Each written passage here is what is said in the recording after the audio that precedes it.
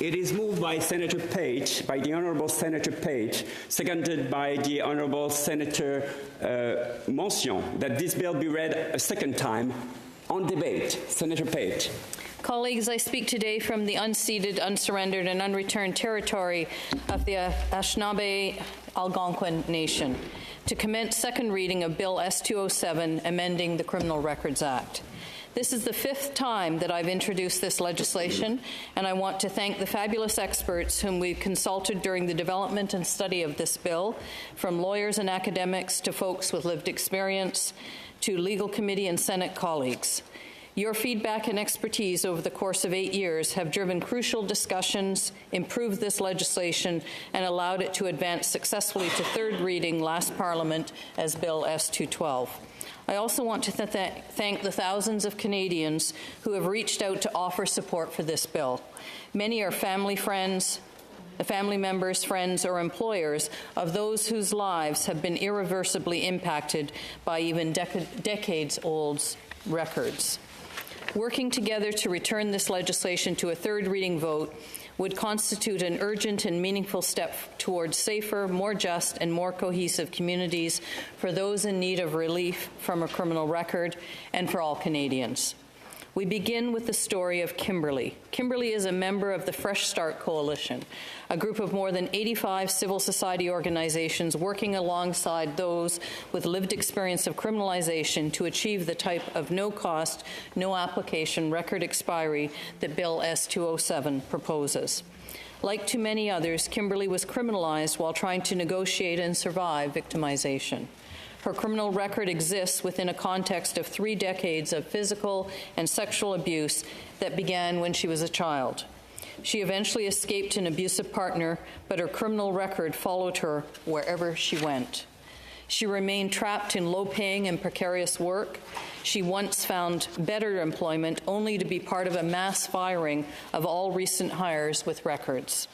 She retrained, working full days and taking online classes at night, only to learn, a year in, that she could not complete her entry to practice exam because of her record. For Kimberly, her record meant that at every job interview, quote, "I have to talk about my personal life again. I've got to talk about the things that I've worked so hard to socially overcome, mentally overcome, physically overcome. And every time it's right back on my doorstep. Everybody says, oh, everybody has skeletons in their closet. Nope, mine are right here behind me, shackled to my ankles. And they just walk right behind me every step of my day, everywhere I go," end quote. Kimberly's experiences both demonstrate the urgent need for this legislation and serve to challenge assumptions about who is subjected to the too often lifelong burden and stigma of criminal records and to what end. Like so many others, Kimberly has been failed by every one of our social service systems, left to survive poverty, homelessness, violence, addiction, and/or mental health issues.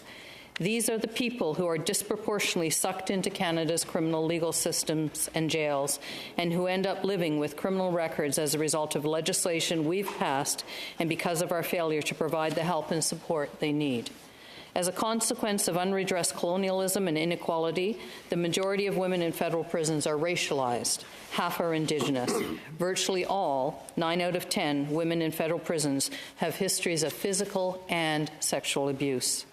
When a woman like Kimberly, who is trying to escape violence, supports her kids and makes a fresh start, cannot find a job or housing because of a criminal record, who benefits? Who is kept safe? Current rules regarding criminal records, wait times, costs, complex and onerous application and documentation requirements work together to make record suspensions virtually inaccessible except for the most well-resourced. While this starkly inequitable system may sound like a relic of the past, most barriers to criminal record relief were legislated in 2010 and 2012, less than 2 decades ago. The solutions, however, are not new. Bill S-207 reflects a long-standing and growing consensus that all of us benefit when people who have been held accountable for their actions can move on from the consequences. The bill proposes 3 key measures. First, it would return Canada's original wait times of 5 and 2 years for indictable and summary convictions, respectively, reversing the 2012 doubling of wait periods for record relief. Second, instead of requiring people to complete costly and onerous application processes, records would expire cost-free once wait periods elapse, provided that there are no subsequent convictions or charges. As is currently the case, expired records would be kept separate and no longer appear on record checks. Expired records would, however, continue to be available in police databases for legitimate investigative purposes. The bill would also maintain the current system of vulnerable sector checks, whereby expired records relating to sexual assault would appear on special record checks when people apply to work or volunteer with children, seniors, or others deemed vulnerable. Third, unlike current record suspensions, people will not face the specter of the revocation of the expiry of their record or of it ceasing to have effect, except in certain circumstances related to sexual assault convictions. Allow me to briefly recap a few key themes emerging from the 8-year history of this bill. First, the urgent need for this legislation. The federal government has taken some incremental steps to improve the criminal record system. Bill S-207 furthers this important undertaking. Second, the fact that record expiry and public safety go hand in hand, removing barriers to record relief, supports public safety. Third, letting people move on from crime furthers the need and priorities of victims. Fourth, Bill S-207 prevents stigma and discrimination while still ensuring that police can carry out their investigative work. Fifth and finally, in terms of feasibility and affordability, Bill S-207 is a better option than Canada's current costly system. Turning to the first theme, what does Bill S-207 add to the government's previous incremental steps towards a fairer record system? In 2022, the government reversed recent exorbitant increases to application fees, dropping from $658+ to $50. While this measure is a major advance, it has not eliminated cost barriers. For years, Canada's record system operated without any application fees at all. $50 may not sound like much, but most people applying for record suspensions are trying to find jobs or pursue education and other pathways out of poverty for themselves and their families. The $50 application fee for a record suspension could mean going hungry or without safe shelter, a coat or boots, or other essentials for their children.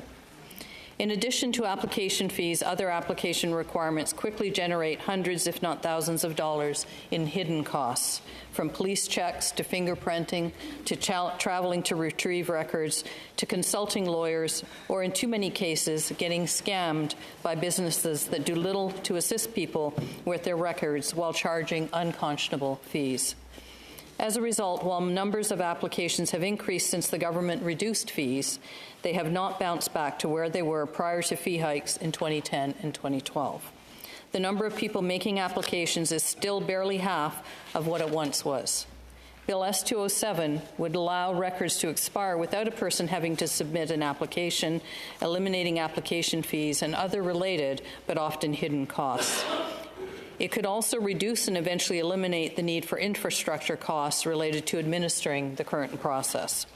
In 2024, the government took a step toward this type of no application expiry. Through Bill C-5, all drug possession convictions now expire automatically 2 years after the end of a sentence. We are told that work on the infrastructure for automatic expiry possession records, which could also serve as the starting point for implementing Bill S-207, is ongoing. In the meantime, the government is functionally meeting its obligation through a ministerial directive that orders holders of criminal records information not to disclose information related to affected records, demonstrating the range of options available for immediate implementation of Bill S-207. The automatic record expiry for drug possession convictions under Bill C-5 came about after unsuccessful attempts to encourage people to apply for pardons for cannabis possession post-decriminalization. Through Bill C-93 in 2019, the government provided a no-fee application process that was meant to be as simple and supportive as possible.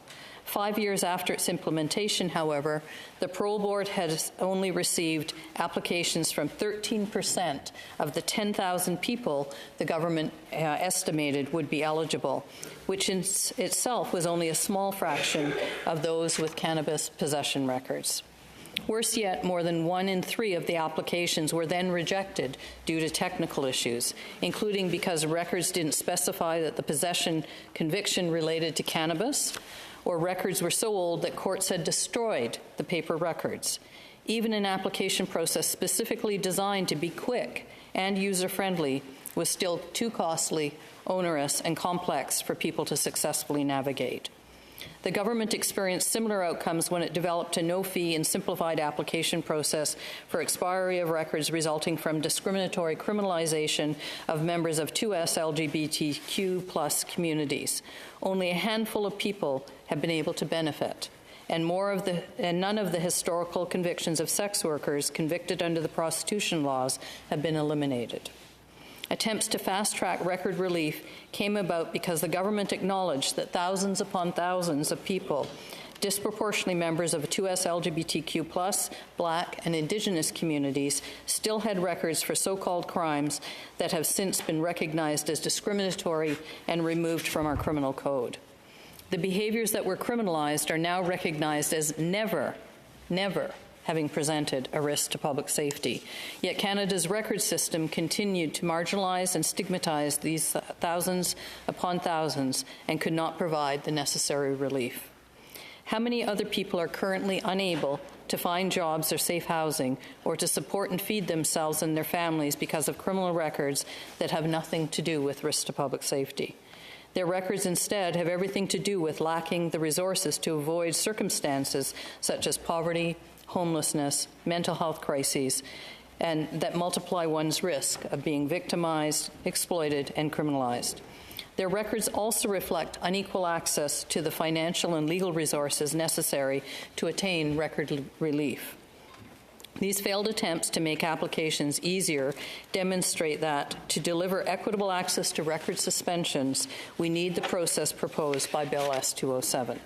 Reliance on an application process for suspension of criminal records puts the onus on individuals who are disproportionately impoverished and unhoused, who may not have access to computers or a mailing address, and who may have experienced language and literacy barriers, to fill out complex paperwork and assemble records that may be decades old and held in police stations and courthouses across Canada. These cost time, travel, and legal expertise-related barriers are piled on those already marginalized. Worse yet, the entire process is stigmatizing, demoralizing, and therefore, honorable colleagues, unacceptable. In 2016, then Public Safety Minister Ralph Goodale vowed to overhaul the record system, calling it, quote, needlessly complex and burdensome and a procedural quagmire that is almost unnavigable for lawyers, let alone the general public. The wait times to apply are unnecessarily long, and then there is the cost. If you are poor, you are branded for life. The simple truth is that Canada's record suspension system is punitive and it must be fixed, end quote. Since 2016, at least 3 rounds of public consultations, 1 House Committee report supported by all parties, and our Senate Human Rights Committee report on the human rights of federally sentenced persons have all made similar observations. Record suspension costs are prohibitive, wait times are too long, and options for automatic non-application-based expiry should be explored. Indeed, 2021 government consultations on automatic sequestering of records demonstrated, quote, almost all participants strongly supported such measures, end quote. Bill S-207 builds on years of government study, evidence, consultation, and recognition. Record expiry provides the next cost-effective step to address injustice and inequality in the criminal record system. This brings us to the second theme. How will removing application processes and reducing wait periods for record relief affect public safety? All available research is clear that easing barriers to record relief enhances the safety of our communities. Simply put, people can more easily and successfully integrate. As recently highlighted by Dr. Anthony Dube, Professor Emeritus and former chair of the Ministerial Implementation Advisory Panel on Bill C-83, studies demonstrate that the best predictors of successful integration in the community are not the onerous and subjective criteria imposed by current application processes. What matters most is access to a job and housing, both of which increase the likelihood of folks being able to live in the community. As summarized by Public Safety Canada in a 2021 research report, quote, securing employment after release from a correctional institution is integral to the successful reintegration and associated with reduced recidivism, end quote.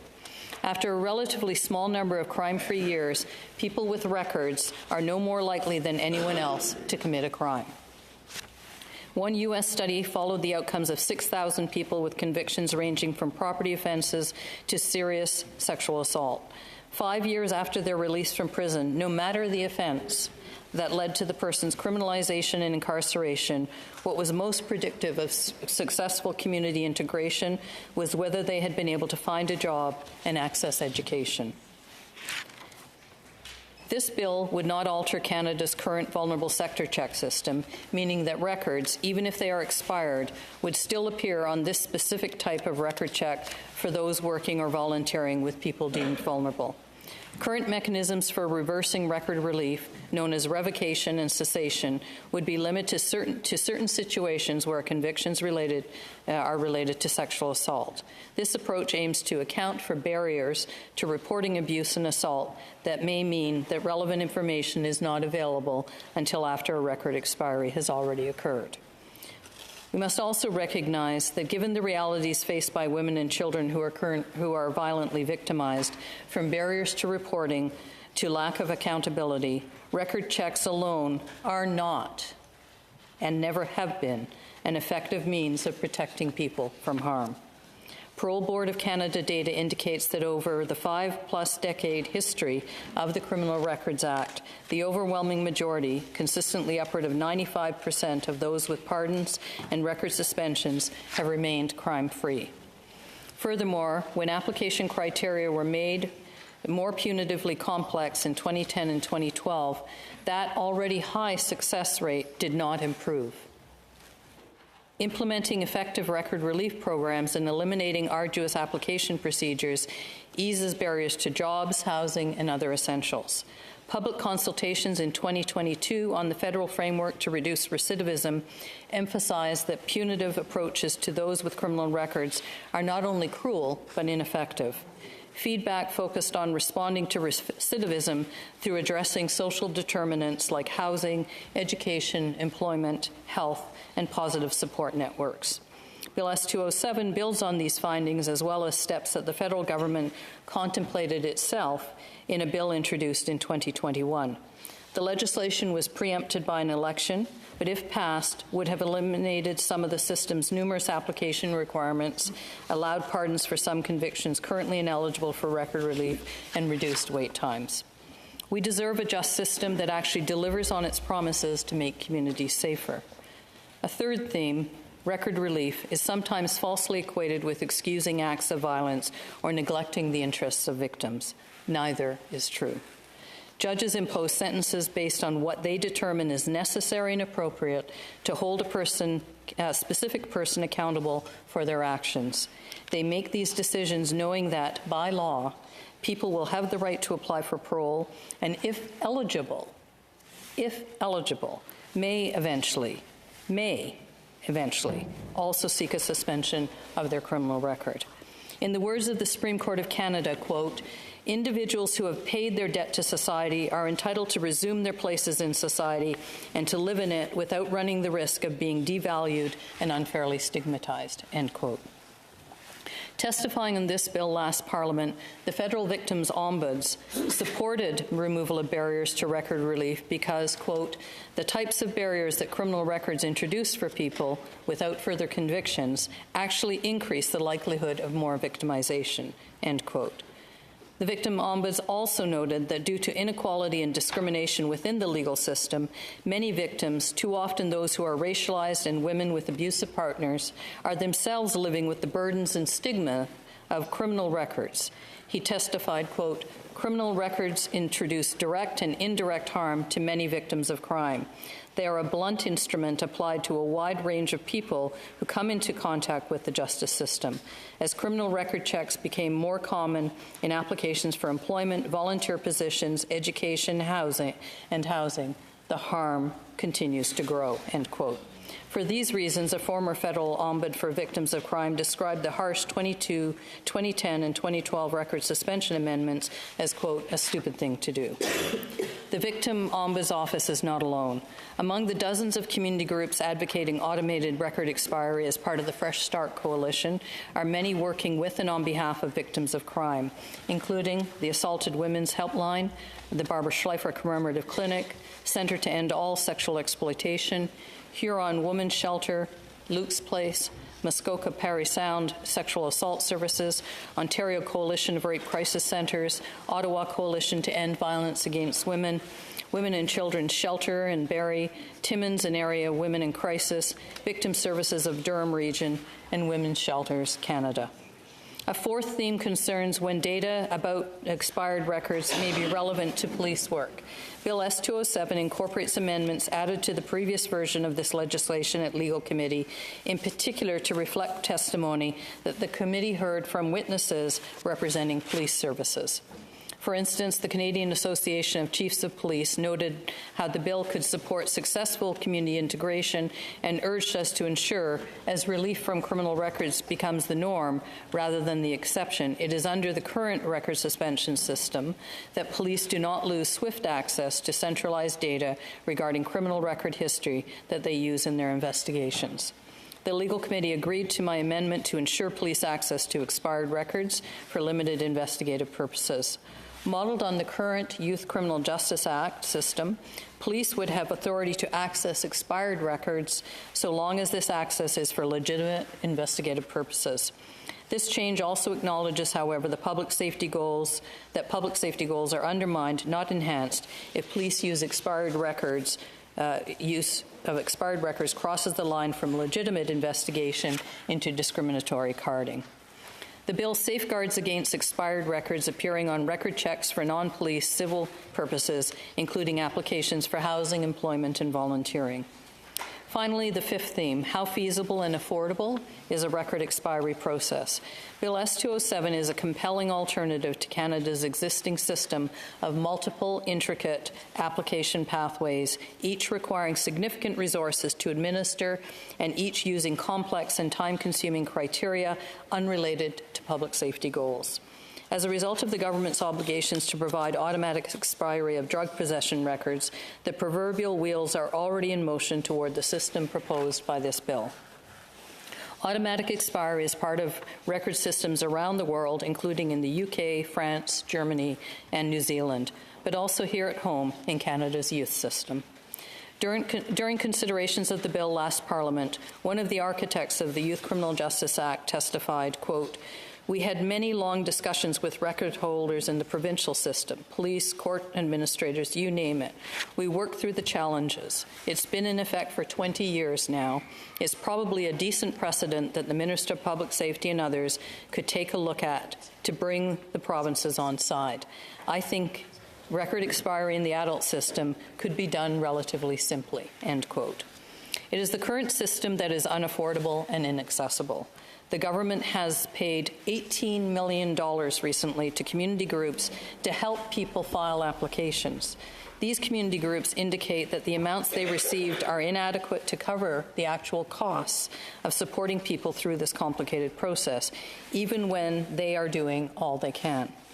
Though not receiving support from this federal program, Anishinaabe First Nations in Northern Ontario, in partnership with the Ontario Provincial Police, is assisting community members to apply for record suspensions. This partnership arose from a shared recognition that ensuring people can move on from criminal records is an investment in community safety, economies, health, and well-being, as well as in reconciliation and decolonization. As the communities were engaging in economic development activities, criminal records were barring the access of too many to employment opportunities. I witnessed this firsthand when I visited Pikangikum First Nation 2 weeks ago. Chief and Council talked about the barriers to hiring community members and the resulting lack of access to everything from housing to community supports. We met with the fly-in judge and lawyers who dealt with the cases of community members flown to jails in the South for pretrial detention and then flown back to the community for trial. Pikangikum has a 16-bed bail resource that could have been used to help people in community and out of detention. It sits empty, however, due to lack of staff. The legacy of colonialization and criminalization within the community means that too many good candidates for this work would not be able to pass the required record check.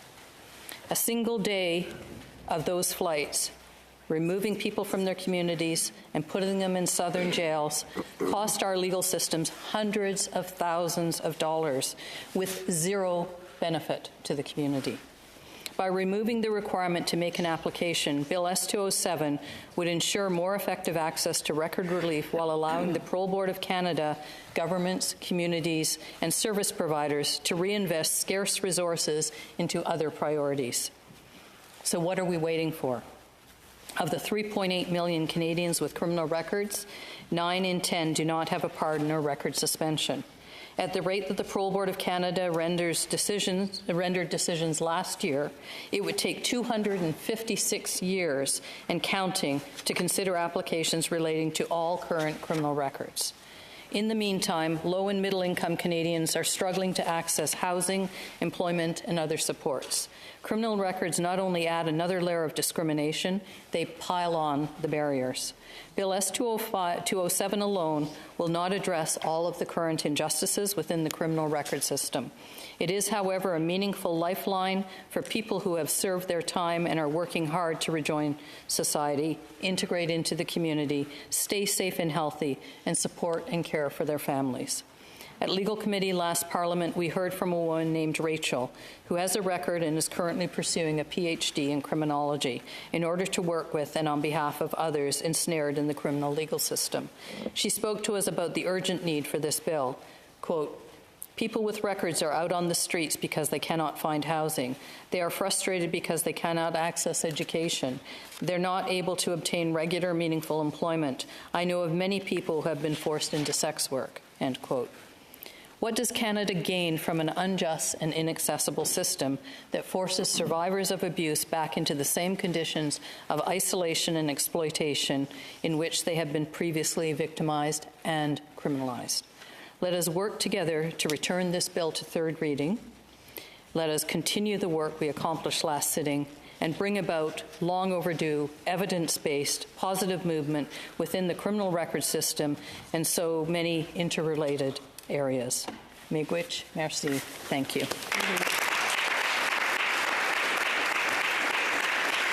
Senator Batters. Would Senator Pates take a few questions? Yes. Thank you.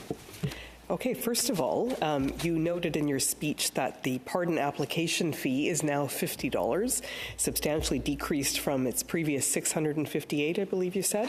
So I'm wondering when did that decrease of the pardon application fee happen? What year? And how much was it when you introduced the first iteration of your bill? And has the Liberal government made any other changes to simplify the pardon application process? Action was, I think, 2 years ago. I'll find the exact date. And at the time that I first tabled the first bill, in the first of this being the fifth, the fee was $658. I think it was $650, and then it was increased because it was subject to the increased the provision that says that application fees and procedures have to keep pace with inflation.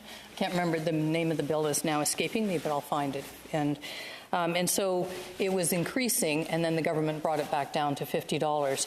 But as I mentioned, the rate of people applying didn't go up proportionally because it didn't take into account all the other fees that are also attached to applying. As I mentioned, people have to go and get their fingerprints. They sometimes have to travel long distances to go to where they were originally convicted to find the files. Sometimes those files don't exist. That's been part of the reason that even when they went to an automatic process for the cannabis. The cannabis convictions that some people were denied, and and I was interested in what were these technicalities, because they said 1 in 3 were denied because of technicalities. Well, to learn that one of the technicalities is the record does nobody can find the record seems to add insult to injury, so to speak, but to really increase the challenge.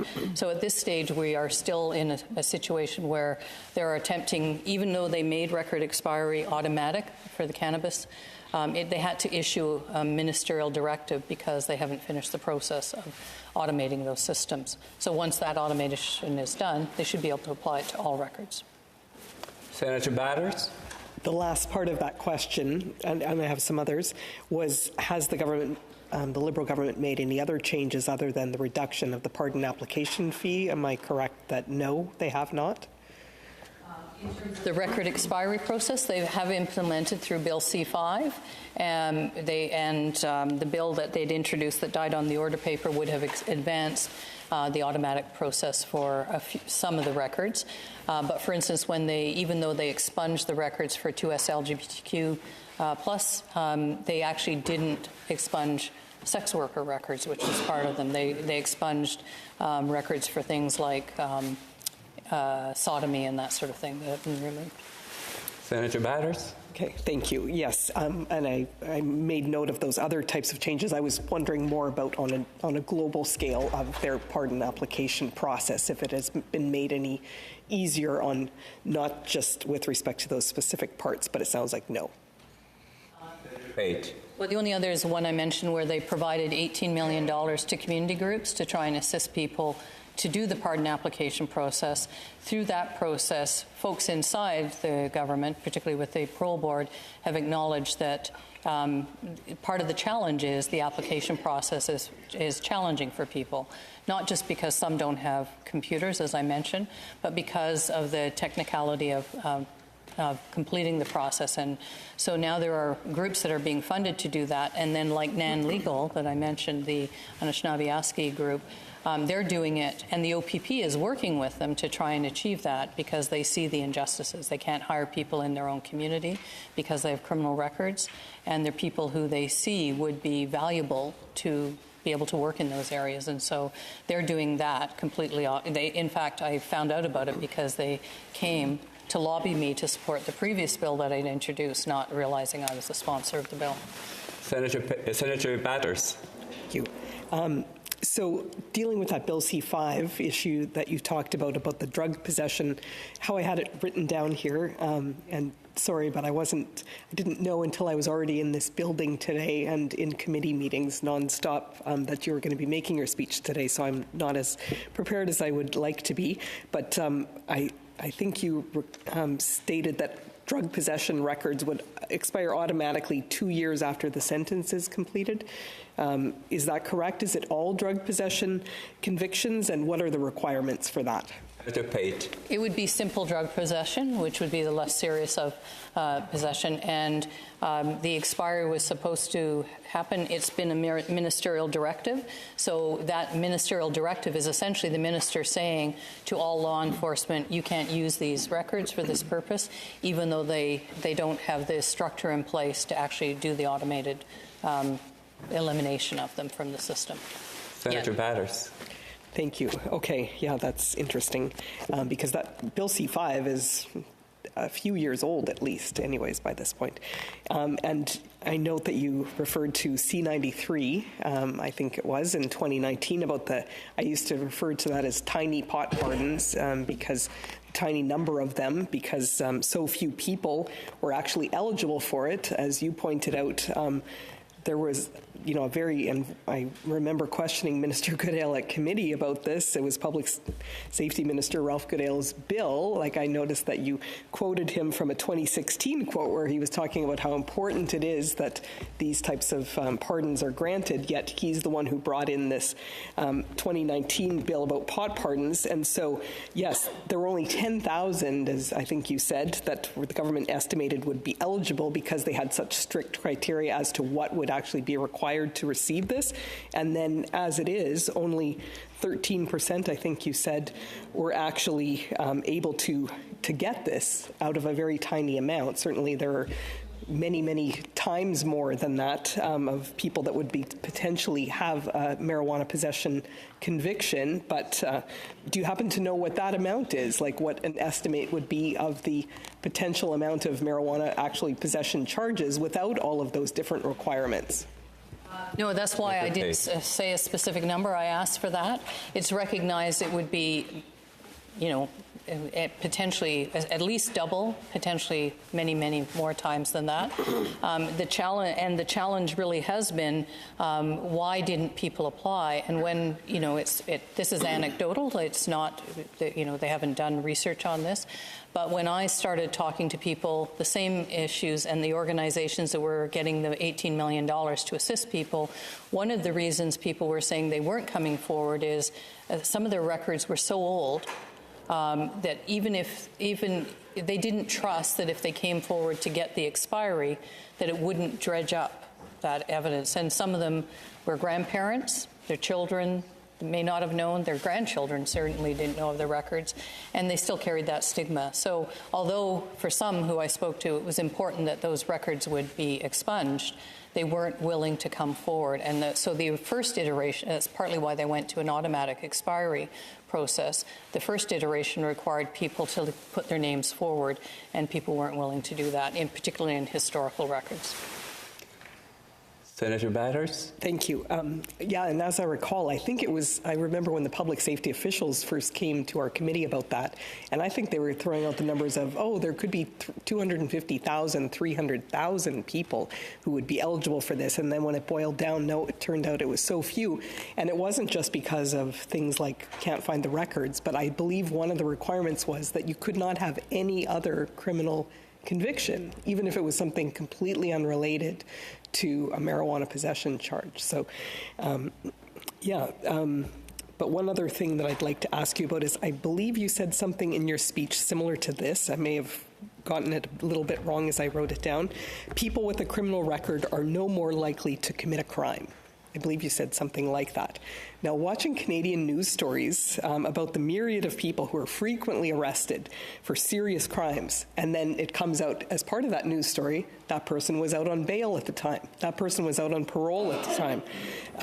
It just seems like that at least every second news story that you watch about serious crimes, that's what you hear.